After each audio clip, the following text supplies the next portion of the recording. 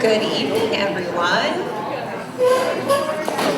Thank you so much for coming out tonight. It is a very hectic time of year, as you all know, heading up to break and trying to squeeze everything in. So it really says so much about everybody here that you're willing to take the time in the evening to come out and engage in some learning and hopefully some questions and answers and dialogue around social media, which as parents is a topic that we're all concerned about and interested in.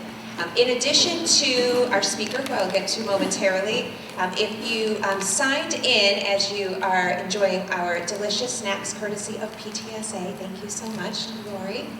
If you sign in and just carefully write your email, we'll also be following up with some resources from our technology department. So they have a document that they've created that actually helps get to some of the parental controls that you may be interested in. Depending on what type of device your child has, it will actually walk you through some steps of different parental controls if you're interested in that and don't already have that information. So we'll be following up with that via email as well. So tonight we are very excited to have Mr. Scott Fitch here with us, who is currently the Fairport High School head basketball coach, but also played... It's my alma mater, it's okay. I'll stand up for you.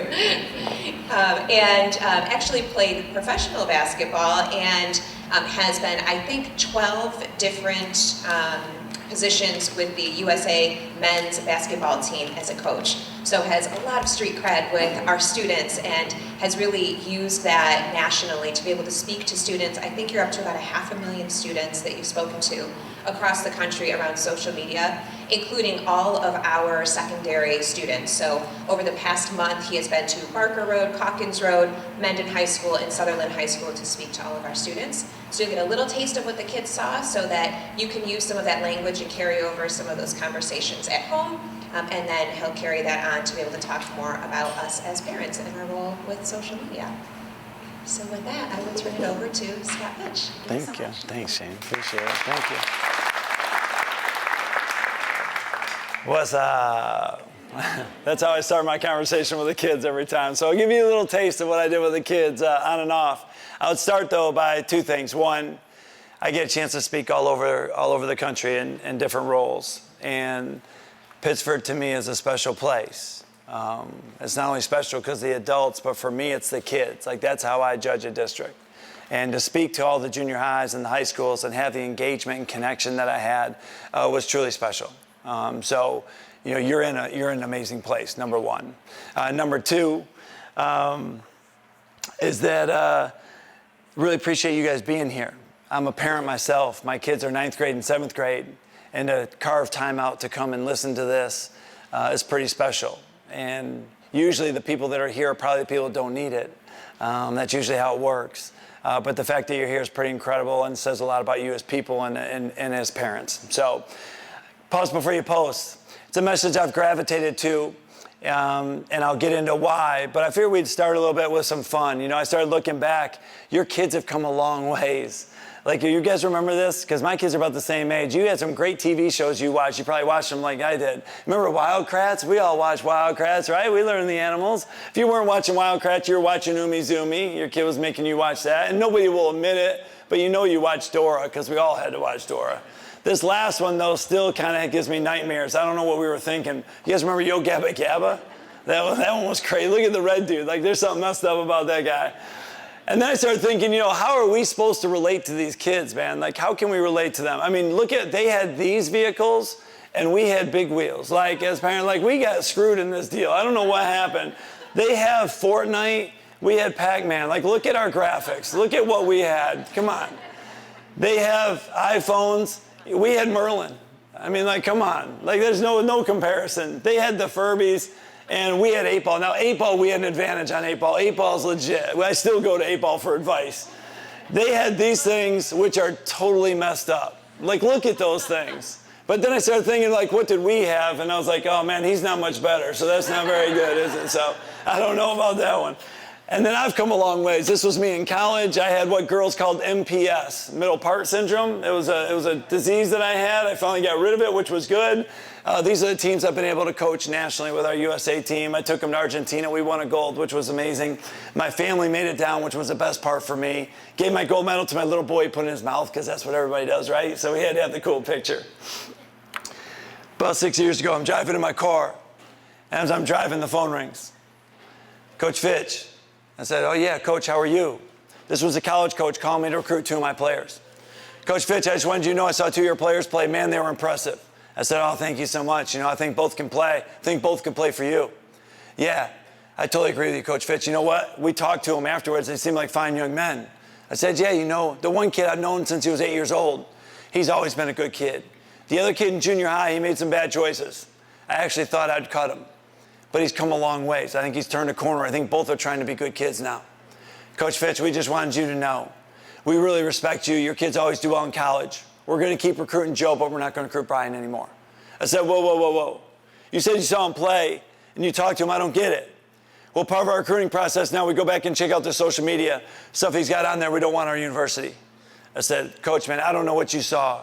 That's a kid that's been a good kid since he was 8 years old. I'll put my reputation in that kid. Coach Fitch, we really respect you, but we're not going to recruit him. So I hung up the phone pretty crushed, right? I love the kids I coach. And this kid's having opportunities right before he can step foot on campus somewhere. So I went home that night. I couldn't get off my head. I'm eating dinner with my family. I keep thinking about it. I go to bed that night. I'm tossing and turning. It's 2 o'clock in the morning. I have not fallen asleep yet. I'm like, I got to see what's on this kid's social media that's so bad they won't recruit him. So I go downstairs. I don't know how to look it up. So I do what everybody does, right? Google the kid's name. Pops right up. I start looking at everything he's got on there, and it's brutal. It's not the kid I know at all. I'm like, man, if this kid has this, what's everybody else got? So I camped the next day. I had 110 kids in camp. I stayed up all night. Google kid's name. Google kid's name. Checked them all out. 4 or 5 more kids I would have sworn my reputation on, and what they had on there was wrong. So I went into camp. I put a lock on the balls and I sat them down just like you are. And I read their social media to them. I wanted them to feel it. Kids' faces getting beat red. They were embarrassed. They felt it. It was probably the most powerful day of basketball camp I've ever had. Didn't even involve a basketball. So I was like, man, it was so powerful. I said, why don't we do it tonight? So I got all the people that signed up, all 71 of you. I checked out your social media. I can get on Instagram, Facebook, Snapchat. I want to share with you what I found from you parents. I'm kidding. I'm not going to do that. Come on, I can't do that. I mean, come on. Got the superintendent here. Everybody's going to get up and leave. I can't do that. I did do that with our kids, though. And I love doing that with the kids because they feel their social media. And a lot of them get nervous. And I sometimes take it to a point where I'll call a kid's name and have them stand up, and everybody's like, ooh, and it gets all nervous, and everybody's getting jittery. But it's so powerful because people feel it. And when we get out of here, the biggest thing I think that you can do is have conversations. And now you have a loaded question to your child as to how did your social media feel when Coach Fitch was there? Because it's an honest, they felt it. And that's why I love that opening. And I continue to do that opening every time because I think it's so powerful. We can talk about it all we want. If they don't feel it, I don't know if I make an impact on them. I use social media in 3 ways, right? Like personally, I coach a team in Russia. Social media is amazing. Like to be able to jump on social media and connect with someone in Russia instantly, that's powerful. Like I do not go bash social media. That's not what I'm about. Like to me, it's an incredible tool. We just got to use it the right way. Second way is as a coach. When I started coaching 22 years ago, if a kid got rumored at a party, here's how it would go down. Come on in, Joe. Heard you were at a party last night. Yes, sir. Were you drinking? No, sir. All right, go put your uniform on. We couldn't bust him. We never had proof. We never had proof 22 years ago. If we couldn't trick the kid into admitting it, we couldn't do anything. Now here's how it goes down. 2 years ago, I jump on the bus to go to a game in Syracuse. One kid calls me from the parking lot. Coach, I'm so sorry, man. I'm sick. I'm throwing up. I can't make it. I'm like, all right, man, we'll try and win it without you. We go to the game. After the game, my phone starts blowing up. Fairport parents are sending me pictures of this kid that was drinking the night before at a party. I don't do anything about it. We stay overnight. We play the next game the next day. Then I come home. I go right to the kid's house. Michael, I heard you had a party the other night. Coach Fitch, we just drove by, man. We didn't even go in. I go, yeah, then what's this? I just show him the picture. There's never any arguing anymore. This is what you did. You can't argue that. So we sit down with the parents. Here's what he did. Like, that's it. I said, were you doing anything else that night? Were you doing any drugs or anything else? No, coach. So if I go get a drug test, you're cool? Yeah. So I get up to go get a drug test. Coach, don't go. Sorry, man, I'll fail it. I feel for these kids. They have to live to a high standard right now, like an unbelievably high standard. Because it's not on their social media, it's on somebody else's. We always have proof right now. And they got to live to that. And they got to know that. Third way is as an employer. Why? Because I hire people. And I'll Google people's names. And based on what I find, you go to the top of the list or the bottom of the list. Like, may not be fair, but that's it. The thing that's cool about that I tell the kids, you control it. You control your social media. Like, you control your imprint. If they got nervous in my opening, they don't feel good about something, you better reevaluate. If you're like, go ahead, Coach Fitch, then you know what? Then you're doing all right. Amazing how powerful your social media is when you do positive things with it. Like, I'm not bad at social media. Like, there was one point where I'm like, I'm not letting my kids on social media. Like, they are not using social media. And I'm not getting them a phone. But then all of a sudden you start realizing you're cutting your kid off from all socialization. And I didn't know if that was healthy. It's like in our day, putting a kid in the corner and not letting him talk to anybody. So I'm like, man, I don't think that's the right answer. I'm not sure that's healthy for my kid. So now we got to talk about, okay, how can we use it in a healthy way?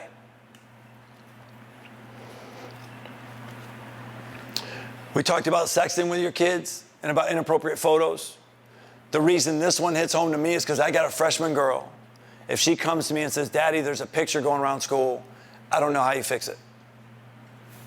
I don't know how you fix it. Once you send it, it's got a life of its own. We all know that. And we talked about that at school and had a story about it. The problem with social media is that it's got a long-term impact on our kids and ourselves, but kids think short-term. And so we got to constantly have those conversations. You got to constantly revisit it. Even though I talk to them and I feel like I connected with a ton of them, in a couple of weeks, we got to revisit it somehow. And I think the parents that are successful are the ones that find ways to revisit it all the time. When Snapchat came out, I was like, man, that is cool. Social media disappears. How cool is that? Right? I mean, that's incredible. You can do anything you want, it disappears. But now we can't be that stupid. Like, one of my buddies, an ATF agent, I graduated him at Geneseo. There was a thread on their school on a social media, it disappears. They had him in cuffs in 4 hours. Like, it doesn't disappear anymore. Like, there's a digital footprint somewhere. There's a screenshot somewhere. And so we got to play by the rules of that. I had one girl stand up and, but Mr. Speaker, Mr. Fitch, kids are where, like, social media is where kids are kids, man. Like TikTok, we should be able to have fun there. It shouldn't be used against us. I agree with that girl. I do. But it is being used against you. So you got to understand it, you got to know it. All right, I like to have fun. Kids might have told you I like to have a little tech quiz. With the kids now, when they get it right, they stand up and do the gritty or a dab or do whatever you got to do. So if you want to stand up and dance, that feel free. Go ahead. You can do the twist or whatever you got, old school. You can break it out. See if you can get it right. Question number 1, how many people in the world use social media? A, B, C, or D? Tell somebody at your table. Go ahead. See if you can get it. Correct answer is 4 billion. So if you said 100 billion, there's only about 7.5 billion in the world, so you're a little bit over. So that would have not been a great answer. Question number 2, what's the average time for a teenager on their phone? A, B, C, or D? Correct answer is C. Think about those numbers for a second and how much of the day that is. You sleep for at least 8 hours, right? So that's crazy. That's crazy when you start thinking about it. Question number 3, how many times will the average user tap, swipe, or click their phone? A, B, C, or D in a day? Correct answer is, how insane is that? We should all have like sore hands. Like arthritis in people's fingers are going to be crazy with this generation, right? It's going to be crazy. Last one, question number 4. How many people use the phone while going to the bathroom? A, B, C, or D? Correct answer is C. That means 3/4 of you do it, so don't lie. 3/4 of you, I know you do it. I get in my car on senior night a few years ago to go celebrate our team. And we're ranked number 2 in the state. It's an amazing team. Love these kids. When I get in the car, I got 3 missed calls from the same kid. I'm like, wow, man, that's weird. 3 missed calls from the same kid. So I start dialing back. My hand's free, of course. I get beeped in by his aunt. Coach Fitch. I said, yeah. Coach Fitch, Cam's not going to be at the game tonight. I go, whoa, whoa, whoa. What do you mean? Coach Fitch, Cam found his sister. We're not sure what happened, but they're on the way to the hospital. They're in the ambulance right now. I said, okay. As I'm driving to the gym, I didn't need to be at the gym anymore. I had to be with Cam. So I took a right-hand turn. I went to Strong Hospital. When I got to Strong, security guard recognized me and said, Coach Fitch. I said, yeah. So you're looking for the Keeley family, right? I said, yeah. So they're over in that room. I said, oh, thank you. I didn't know what that room was. Room's where you go when you lose someone. And I walked in and Cam came out and he just hugged me and just clutched. And he was shaking. It's one of the most emotional hugs I've ever had. After about 3 or 4 minutes, I finally sat down with the family. We talked about his sister. She had made a choice that we wish we could go back and change. Sometimes you can't do it. After we were there for about an hour, Cam looked at me and goes, Coach, I just want to be with my boys, man. I want to be with my team. I was like, okay. So I called Fairport High School, canceled the game, and the team meets us in the locker room. And we walk in. My whole team knew her. Like they all loved her. All loved Cam. A lot of tears, a lot of hugs, trying to remember positive things. And then we sat in the locker room for a while. And then when you go through a tragedy, like you learn people's true colors. And I was so proud of Fairport at that time because we got a call from kids that were up on the hill. The hill's behind Fairport High School where you go when you lose somebody or you go through a tragedy. There were over 200 kids up on that hill. And our whole team went up there with Cam. And it was like 20 below. It was so cold. Never forget it. But these kids were up there supporting him, man. It was so powerful. After about an hour or so, Cam looked at me and said, Coach, I'm ready to go home. I was like, okay. On the way home, he looked at me and said, just wish I knew why. Why'd she make that choice, Coach? Sometimes we never find out. Came out, she got cyberbullied. It's like, I want to see it then. Like, I've heard about it. I want to see what it looks like. So I looked at all the posts, mainly by 2 girls. There was a "you're fat, you're ugly." There were the ones that like weren't great comments. There was a "just go kill yourself" comment, which I don't know why kids ever started using that, but we've got to stop it. But it wasn't like over the top. It wasn't what I expected to see. I thought it would be crazy stuff. We went and talked to the 2 girls that made most of the posts. Coach Fitch, we were joking. Like, look at it, Coach, we were joking. Why would she take it like that? I don't know. But they got to live with that. They got to live with that. I learned a couple things going through it. Number 1, we don't realize how many kids in high school and junior high are going through this. We just don't. Like, that's why talking to them is so important. We've got to connect with our kids again. See, social media and phone, they've got all these fake relationships. Like they're shallow. Like we need the deep relationships again. I also learned that posts matter. Posts matter. They impact people. Every time you post something, it impacts somebody. Every time you interact, it impacts. Every time you text, you impact somebody. How are you impacting people?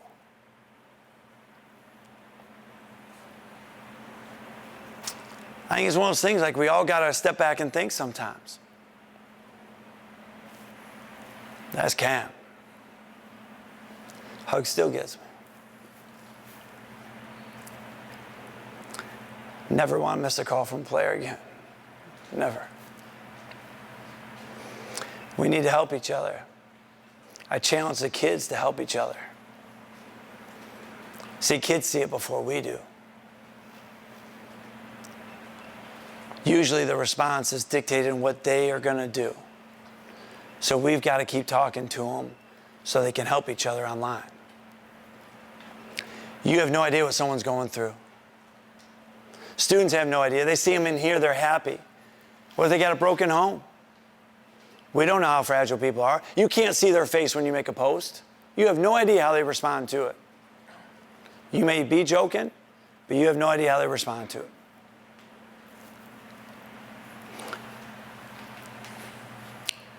I share with them ideas for responsible online usage. The one that I highlighted was this bottom one. Post information and images of you participating in school sponsoring community events. Social media impacts us so much because a lot of times it's like a brag session. You look at it and you go like, I'm not doing all that, and you feel horrible about yourself. Like, think about it. Like, people just go brag on it most of the time. Either that or in school, they're making groups and doing like a party. They'll have a party and they'll invite everybody, and then they'll post it, and they'll make sure the people they didn't invite get to see it. I mean, it's brutal. But the kids that do the positive things and put online, man, what a positive impact. What a like breath of fresh air. Like, they can impact people in such a positive way. But they got to embrace that. I like the message pause before I post just because most of my kids get in trouble when they do it, when they post something when they're emotional. Like, that's when they get in trouble most of the time. And so why pause before I post? I could embarrass myself or my family. Damage could be done to my reputation. College admissions counselor may see it. A potential employer. But what I want to talk about is they lose friends. Like, so many of my kids lose friends over something stupid on social media. Like, really? Like, we're going to let social media dictate us that much? Just the basics of losing friends, like, to me, kills me. Like, to see kids go through that, it's just brutal. Why pause before I post? I may suffer in school consequences. A person may be humiliated by a posting, and in the worst case, they cause bodily harm. You want to flip a district upside down? You have a suicide happen. You have a cyberbully happen. Like, you want to flip a district? You want to challenge it? So we got to get out in front of it. Got to get out in front of it as best we can. So as parents, in a parent role, right? If you see something on someone else's social media, like, what do? How many parents saw the social media stuff on my player's sister and didn't do anything? How do you think they feel? Just like those girls got to live with it, there's other people living with it too. A lot of parents say, hey, I don't want to get involved in that. Yeah, well, what if it was your kid? What if it was your kid and I saw it? You want me to do something? I mean, I do. I know that. If my kid's struggling online and another parent sees it, please, please help me. Please help me.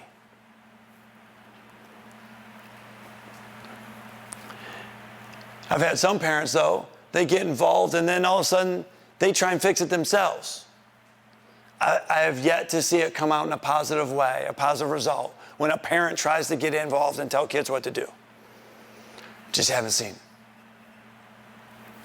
I've seen another parent call the family or try and contact the family directly. That's hard, right? Like, I'm a parent and you're coming and telling me how to parent? Or you're telling me I'm doing something, like, that's hard. You know where I've seen success? Where they've contacted the school or the counselor and just said, hey, I saw this. I just want to make sure this kid's okay. And let the school be that neutral party to go in and help them. I've seen success with that. I've seen real stuff come out of that that's been amazing. And so from my own experience, I feel like that's the best route. Are there different cases where maybe I'm best friends with a person? Yeah, definitely. But I think it takes a village to raise a kid, man. I think it takes the coaches. I think it takes the parents. I think it takes the friends. I think it takes all of us. I think it takes all of us. I don't have a big enough ego, or I don't have like an ego about myself to say I know best for my kid. I mean, I'm hoping that I'm guiding them the best way I can. But I think we all have to help each other. See, social media has given all these voices a lot more power than they used to have. We used to be able to hide them in our house. We controlled a lot. We don't control it anymore. I had some parents, yeah, I follow them on social media, I got it. Yeah, they got 3 accounts. I mean, you don't know what the hell they're doing on the other 2. You know? I mean, kids are smart. Yeah, well, I don't give my kid any social media. They can't be on social media. Oh, yeah? Well, you know what? They can do it at the neighbor's house. They can do it at school. Like, they don't have to be in your house to get it. So, like, we got to figure out a way to keep educating them and keep that conversation going. I do want to hit suicide real quick because obviously it's personal to me. And it's something that I fear with my own kid, right? Like, if you think about some of the worst things for me, that would be one. Is it real? It's real. Look at all the statistics. Did you know it's the second leading cause of death among our kids these ages? Did you know that if you added all these things combined, it's not more than what's killing our kids? Did you know that there's over 3,700 attempts, 3,700 attempts each day in our country right now? Like, that's big. Why do I bring it up with us right now? I think social media is a big piece of it. I think it's a big piece of it. I think the social media and the phones are a big piece of it. And the reason is because of what I said. I don't think we have relationships that are solid anymore. You know, I just don't think we have as many of them. So I feel like the teacher that really connects with your kid, the coach that does, man, those are so important to us right now. And then the parents that do. There's a lot of parents of kids that I coach that are not connected to their kids. They're not. They text more than they talk. How often are you talking to your kid? How often are you sitting down with them eye to eye and having conversations with them?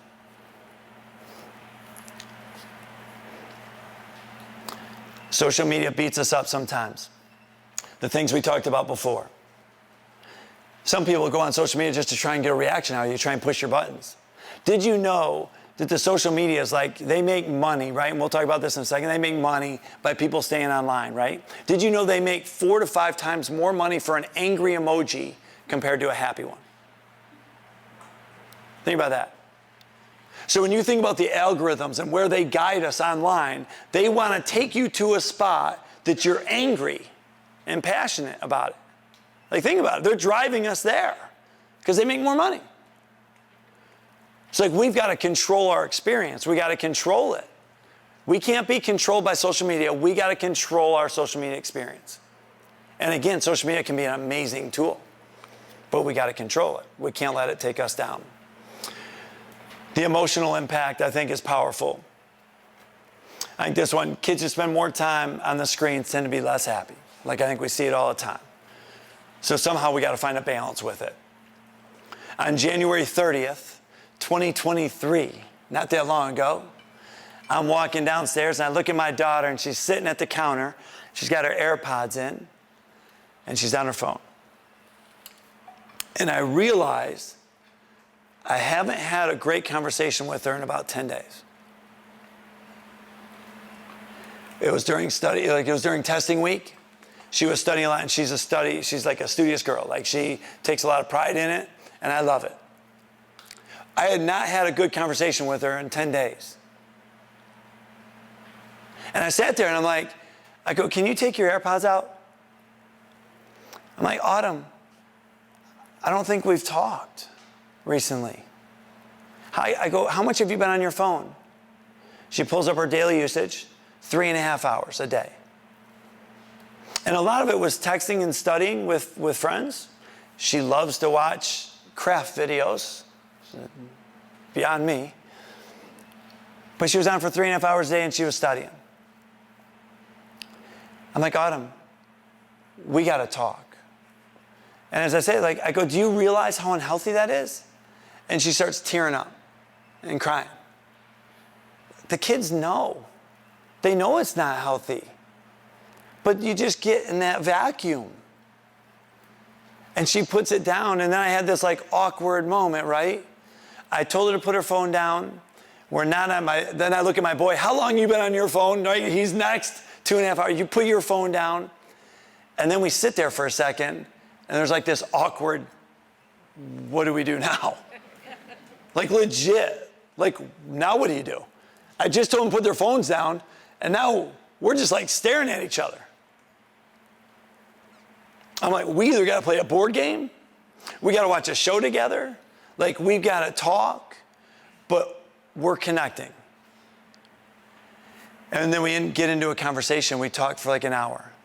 And I absolutely cherish this moment because it reminded me that I've got to put my phone down and I've got to connect just as much as I'm telling them to. A lot of parents, I feel like, yeah, you can't do your screen time. But then they ain't doing anything with them. What else is a kid going to do? That's where all his friends are. So I feel like if we're right and we're going to tell them to put their phones down, I feel like then let's reconnect with them. Do something great with them, man. That's what they need. It's amazing though, I just lived it. Just lived it. The thing that got me was when she cried. Because when she cried, I was like, she knows. Like, she knows it's not good. But just do it. This exercise I thought was pretty cool. I saw a psychologist do this with someone. They went through the 24 hours a day with their kid. That was really cool. How much you sleep, when you're at school, and then you fill the rest of the day. And when you fill it with like a workout or studying or whatever, the timeline shrinks, right? And then eventually you only got like an hour to be on your phone. I think it could be a really powerful visual for kids. I think kids, a lot of them are visual. And if you make them go through the experience, they start thinking of things that they want to do. So like, for instance, my little boy wants to play varsity basketball someday for me. Well, if you want to play varsity basketball, then you're going to have to work at it. So if you want to work at it, how are you going to work at it? But man, what a powerful experience for them to go through and like really think about their day. And then say, oh, if you were on your phone for 3.5 hours, what are you giving up? Because something's got to go then. So I thought it was a really cool experience that I had with my kids. Might be worthwhile to do. Is social media a drug? Is a phone a drug? I mean, it's kind of interesting, right? They stimulate us just like it. They offer a variable or unpredictable reward in a response to our emotional triggers. Right? They release dopamine. Like, read the studies. And I could have come in and just dropped figures on you. I figured this was more powerful because you can look up the figures if you Google them. I'm in spring break. I'm in Cancun. I got no phone on me, and I start feeling my phone vibrate in my pocket. My phone's not on me. Like, how's that happening? Like, it's like a response because I usually have my phone in there and had it on vibrate a ton.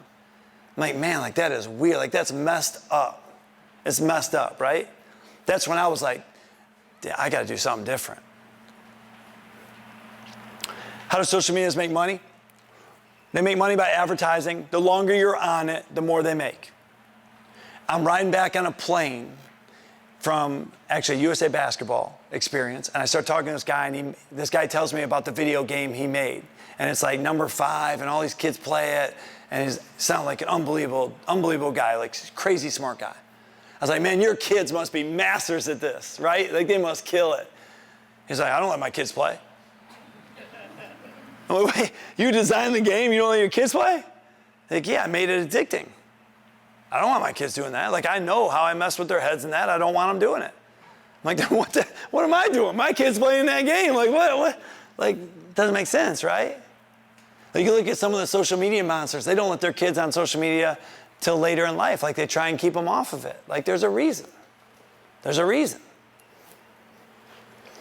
So they make money by that and by product placement and the mad and angry emoji I told you about already. They used to sell the data, right? Remember when we used to hear that? Like they would sell your data, you know? They don't sell it anymore.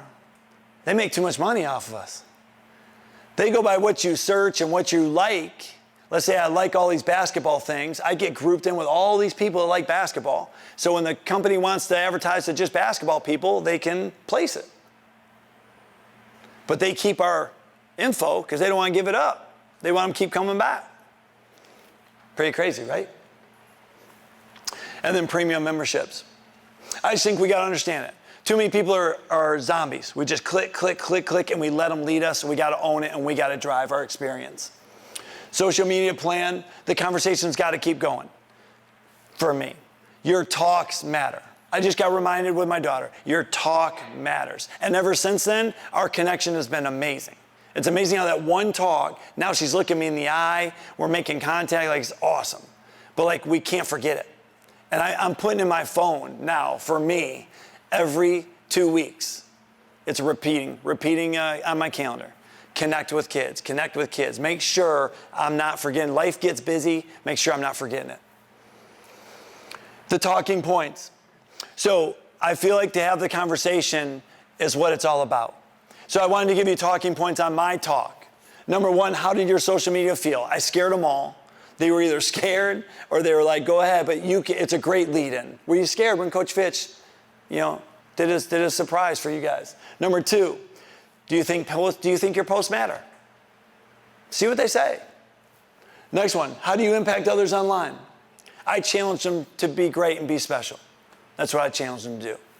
Number four, what did you think about the player that Coach Fitch coached? What did you think about that experience?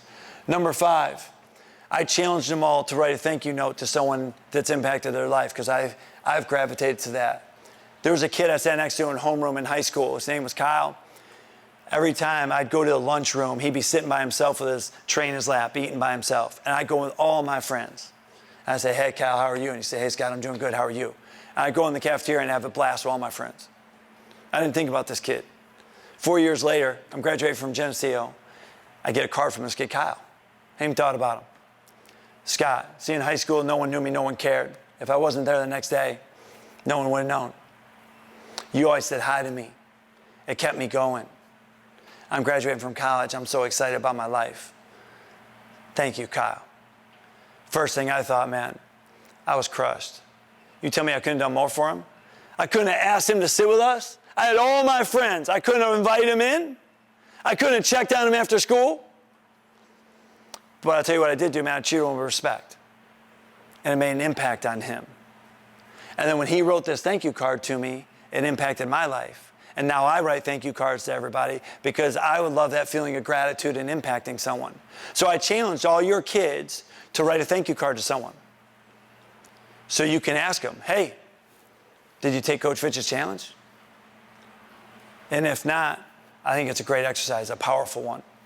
What are some other ways to have conversation with them? Ask them, how's the digital world been working for you?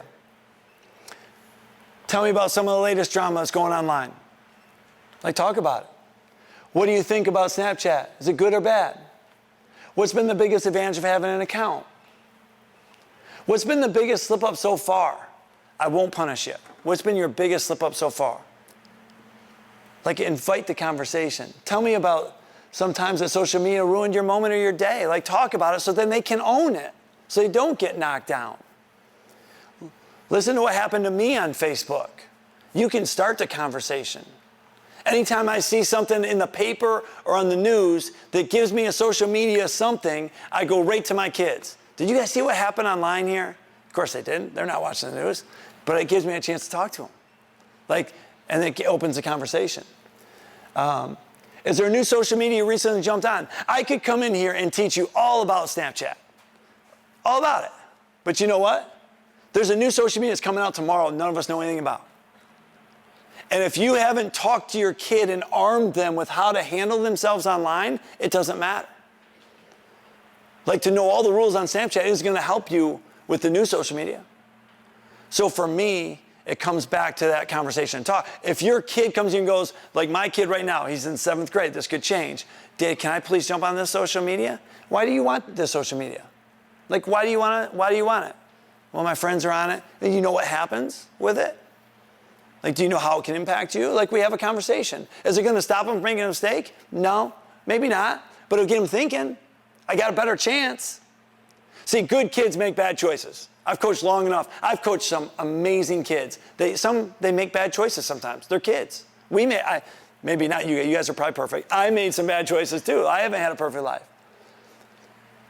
But if we can talk to them and not have them make a big mistake online that's going to hurt them the rest of their life, to me, that's really valuable for us. I saw this on the news last night. Parenting implications. Again, I just think these right here, just trying to be where you can be open and honest with your kid and they can have transparent conversations. I think it's just so powerful. I think your best parents do that. Do you have a social media plan? Do you have a family plan? Totally something to think about. We don't let the phones in the bedrooms. I'll be texting my team at 2 in the morning sometimes because I'm staying up and watching film and like grinding, right? Because that's what us coaches do. And I'll get a text back from a kid at 2:15. I'm like, that's not right. So I got to talk to him the next day. Like I thought your phone would be down. Thought it'd be silent. Thought it'd be off. You know, but it tells me they don't have a phone plan. What's your phone plan? Do you follow it? Can't use phones at dinner, but I got mine. That ain't right. Your posts matter. I was speaking up. How are we doing on time? I was speaking up at a school up in the North Country. And this coach come on and go, Coach, man, you're not going to believe this, man. This parent has been killing me online. Just killing me. He's like, I don't know what to do, man. I'm like, well, I don't think you can respond. You know, he goes, yeah, but it's even gotten worse. And so he shows me some of the posts she was making. It was a mom. And she was like, my kid's the best. Your kid stinks. He doesn't pass my kid the ball. Like all the things like as a coach, you're like, oh my God, like cringe. I'm cringing. What this mom didn't know, she was totally just killing her kid in school with everybody else. Her posts on her social media were setting her kid up for failure. So the kid started treating him bad. So the next thing you know, they got to move. Not because of his social media, because of his mom's social media. See, sometimes as a parent, we don't understand our social media can impact our kids. So like this message to me goes for all of us. It's not just the kids. It's like as parents, we got to understand too, we're impacting everybody. I've seen a couple times where there's like a fight break out in a school. And all of a sudden, parents will be sharing it, like the video, because they're trying to prove a point on something. They don't realize, and like they're on the side of the kid that got beat up. But they don't realize by putting it out there more, that kid's getting beat up more and more. Like, because that's the problem with cyberbullying, right? We can't get away. Every time you turn on your technology, you get beat up. Like, that's why it's so hard. So hard to protect these kids. So parents that are trying, they think they're doing a good deed, they're actually making the situation a ton worse. Like, we got to be smarter than that. Got to be smarter than that. Social media quiz. I'll tell you what, I feel like we're at a good spot right now. Are you okay if we just do question and answer at this point? I want to give a couple of minutes for question and answer for people that would like to, that have anything to share. And then what we'll do is I'll finish up with one last message. Does that sound okay to everybody here? Yes, we're still awake. Everybody's good? All right, cool. Does anybody have a question they feel is relevant? And if not, then I can keep going. Anybody got any question or anything that's on their mind? Hey, Scott. Yeah. So I just want to, I'm Mike Carroll, the superintendent. As we started the school year, just prior to the school year, I reached out to the secondary principals and asked what we can do around social media this year. And then I partnered with PTSA to see what can we do with social media this year. And in particular, knowing that our kids were away for 2 years plus, who knows what was happening in social media. And we thought about who we could bring in and what we can do with different messages. So I had seen Scott, he was at our superintendent's Outstanding Senior Award. years ago when he spoke with us. And here we are, 2.5 years since we were shut down, basically. And our first assembly this year has been around the social media message, because this is the stuff that we're feeling in schools. I would say, I can't put a percentage to it, but probably more than 50% of our behavioral issues are somewhat related to social media. And it's something that happens online. It's something that's carried over into school. It's something that's texted to during the school day. It's something that's shared in a group chat with someone else aside. It's someone being excluded. It's everything that Scott is sharing right now, which is why we wanted him to be in the front of our students. And it's why we wanted him in front of all of you tonight, so you can talk to your students about this. And I don't know if Scott knows this or not, but he picked out my daughter to stand in front of all of the kids. He grabbed her phone to say, "Let me see your social media." And my daughter came home, and she's like, the most thing I was scared about was they would see my TikTok dances. And because we talk all the time. But the one thing I'll share is good kids make bad choices. And students that have a naughty history sometimes make worse choices, and it impacts our school community. So this isn't something small that Scott's referencing. The impact on social emotional health is significant in our schools because of social media. Parents have to intervene. We cannot, we ask for your partnership with this because it's so prevalent. Scott is one piece to start us out with assisting with our social media use for parents and mostly kids. But we need more involvement in this. Don't be ashamed or worried or try to be a cool parent by not talking to your kids about this. Sit down and speak with them. There's things that are happening with children that you're not even aware of, that Scott hasn't even scratched the surface on. We have students that think they're chatting to someone who's not a teenager. On the other side of the phone isn't a teenager. We have students that get in trouble, big trouble, for making split-second decisions of what they're showing, what they're posting, who's receiving it. It's significant. We started this year with the theme of supporting relationships and safety and security. This is all woven into that. So we really need your help. And Scott started by thanking you all for being here. Thank you for being here. It's something that we really need to take seriously. And thank you, Scott, for being here. So, questions, please. You can text them if you want.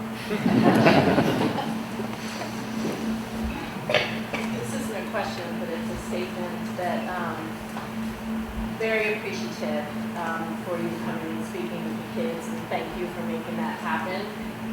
That actually was an opening conversation to social media that my husband and I do not have enough with we have twins who are sophomores at Sutherland, and we have an 8th grader here. You're very approachable. You relate so well to the kids. They, very often when we're talking to them, and I want to learn more about those opening conversations, because it's a lecture. It comes across as we don't know anything and we're lecturing them. And the way that you approach these conversations with the kids was incredibly impactful, and it did help us open up more conversations. So thank you. Thank you. Thank you so much. It made my night. I love that. Appreciate that. Appreciate that. The one thing I was going to say, she was nervous about the TikTok dances because she danced like Mr. Piro. What was funny was when we started, I started talking about this because I had 2 kids get hurt, and I remember, going into schools and saying, hey, is this relevant?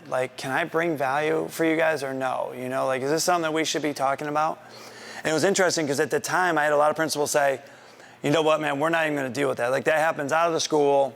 We're not even going to deal with that. This is 8 years ago, 9 years ago. We're just going to focus on what we can control in here. But then we quickly learned, how's a kid going to be focused when he's getting cyberbullied? He's not going to learn. So it quickly became noticeable to all of us that like, we gotta deal with this.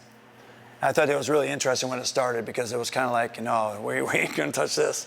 And now I feel like it's a team effort, it's a partnership, you know? And I feel like you guys, again, you have a district that's bringing me in.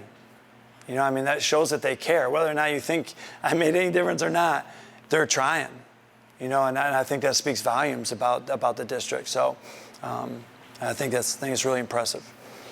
Yeah, good question. Just wanted to get your opinion. It's in the news a lot about TikTok and possibility of spyware being put on. And how do you try to talk to my son about it when he doesn't believe me? Yeah, why would they believe us, right? I mean, come on. So there's a Meet the Press. I don't watch a lot of it, but Meet the Press, the first episode of this year, was on social media. I thought it was really interesting because they said, number one of the topics was all our government officials can't go on it now, right? So that tells me there's enough info there that our government is making a stand on people that have important roles can't be on it. So that to me is red flag, right? Like red flag right away. And my girl like loves TikTok, but like that is red flag. So do I think there's something to it? I do, because I don't think they would have pulled the plug on that if there wasn't. Number two is there was one piece of legislation on social media, and I don't know the exact year. I want to say it was like 1994 or something like that. And that's the only law that we have on social media. And what it does is it protects the social media companies from being sued. And so they've tried to implement more legislation recently, a ton. There's like 18 bills that they're trying to get passed. And it gets right up to the day before, and everybody's saying, I'm going to pass it, and then it gets knocked down. And you think about it, right? Like, let's say the guy is running or girl's running in our area, and all of a sudden word gets out that they're going to vote to pass a social media law to govern them. Social media they can blast that guy and basically take his career away. So they have so much power right now that we can't get anything passed. So the only legal lawsuit, I think, as far as I know, is when you make it against the person that made the post. But the social media companies are clear. Pretty crazy. And they had one that was going to pass. They brought it up in that episode. It was a really interesting episode. It'd be worth watching if you have any interest in it. But they talk about it, and they interview like some senators on it, and they're like, yeah, we just can't get anything passed. They're so powerful right now. So at some point, we're going to have to make a stand. Good question, though. Anything else? Yep. What obstacle exists when schools would say, if you want your kids to come here, they cannot own a phone beyond like a simple flip phone? It's a good question. That'd be more to Mr. Pirro. I don't know how you could govern that, but did you hear him? What rules exist that if you go into the school district, say kids cannot bring lights? Can only bring the flip phone, and that's it. So we're trying to, like you, we're trying to evolve with the times. We used to be from the perspective of there's really cool things you can do with your phones, and we're going to use your phones as mechanisms to take quizzes, to use a calculator, to do these positive things. And so we've seen a lot of negative things in school that are happening. So we've taken parameters that were like this, and we're starting to shrink them. So if you've seen from Calkins and Menden and Sutherland and Barker, more restrictions on phone use in school. Some of the negatives, people want to stay in touch with their kids. When there's emergencies, they want to be able to call their mom, their dad may want to, or mom want to text them. If there's active shooting, they want to text, they have that sense of security. We are constantly trying to find that right balance of phones in schools. But I will tell you, most of the issues we have aren't from phones in schools. They're from phones outside of the school hour, going to kids and bringing it into school. So I can use this for a second just to share with you, for you to share with your kids. If they're bullied online, because there's a good section of naughty things happening on TikTok. Not TikTok, Snapchat.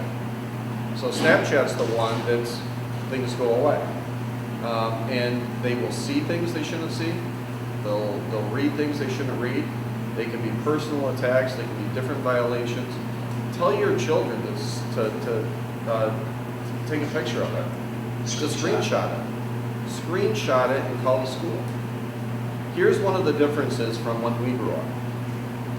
If things happen outside of school and they impact a child's school life, we're involved. The school needs to be a partner with the families. So if things are happening on a Saturday that are impacting your child because one of their peers are bullying them, we need to know about that. And one of the things that really helps us is when you can come in and say, look at what this person's saying. Just like Scott said, the evidence is right here. You were drinking at the party. You are bullying my child. Be involved in that, and part of being savvy for a student is when they're a victim, which is really hard, to try to turn the corner and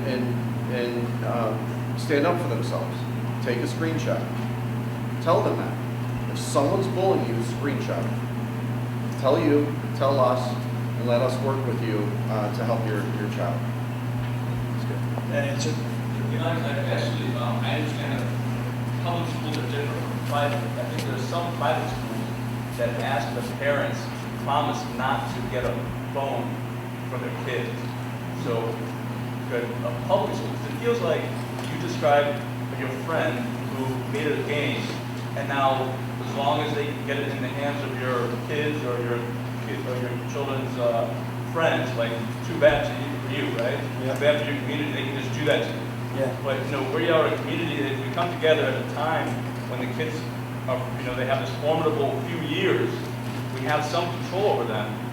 Like, we need to use that control. We can't just have this guy give them this product at any time outside of school. It doesn't matter. We have some kind of control. We should be able to. Scott, if we have either Mark or Melissa talk about what's happening with phones and what the regulations are for kids now. So I'm Mark Puma, the principal at Sutherland High Mark, School. if you can stand up and project like you're a music person. If only I had a drum set.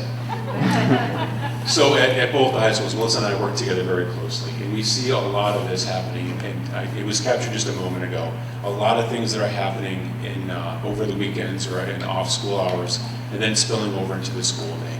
So we do find a lot of, it's very helpful when we have things that are captured, we can start the investigation there. And that's where the investigation starts. So we're pulling kids in, we're calling folks at home, any resources that we might have, including support from central office, to try to, even through the technology department, figure out what's happening and how it came to this student.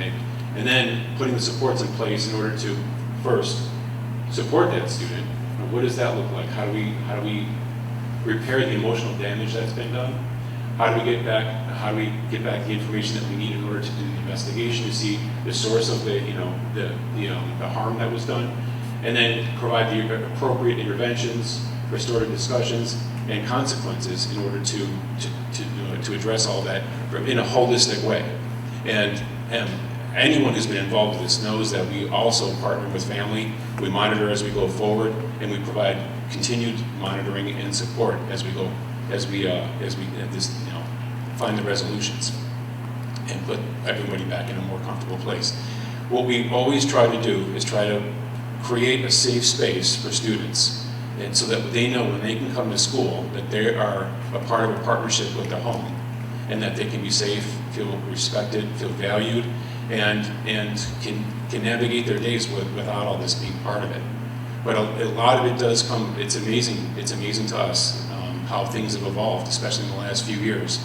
And, talk about the impacts of the pandemic, et cetera. But the technology, the pandemic, the changing times, the advancements in technology, and then how that all, we put that in our children's hands, and in many ways, the technology is much more sophisticated than they are mature, and they're just not ready for it. And we're always battling it, and we're trying to work through it. But When can kids use their phone during the school day? and during the school, we actually do, like Mike said earlier, we see a lot of positive impacts of using phones during the school day. So there will be a quick formative assessment that happens during the class period.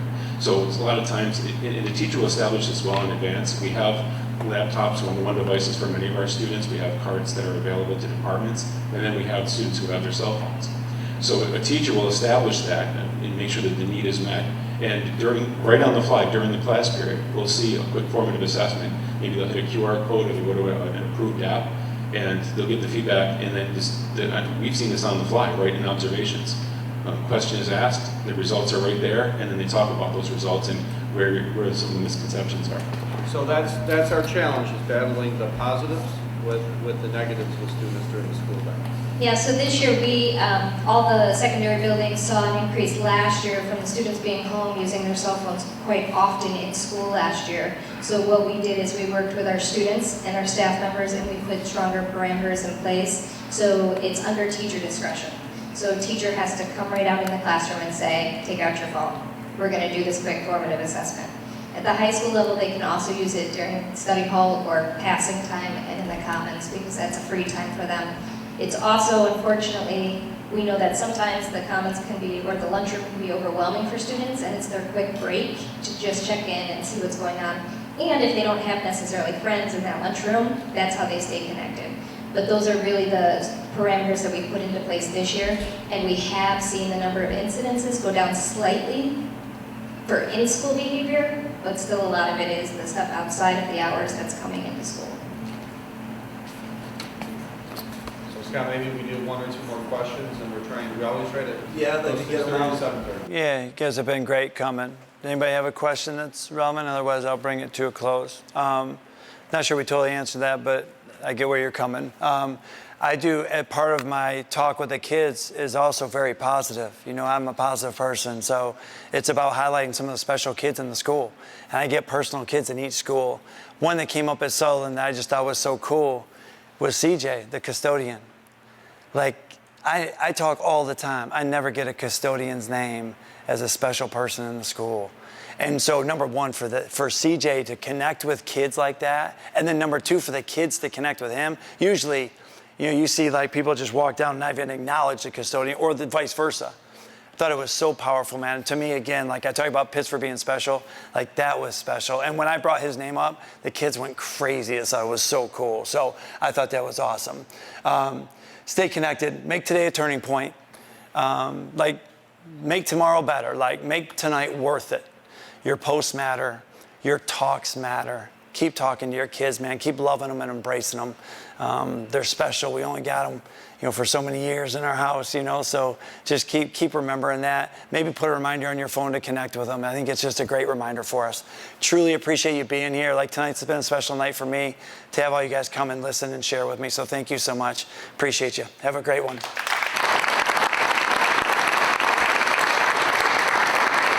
Thank you so much, Scott. I think we can see how the kids were eating out of Scott's hands.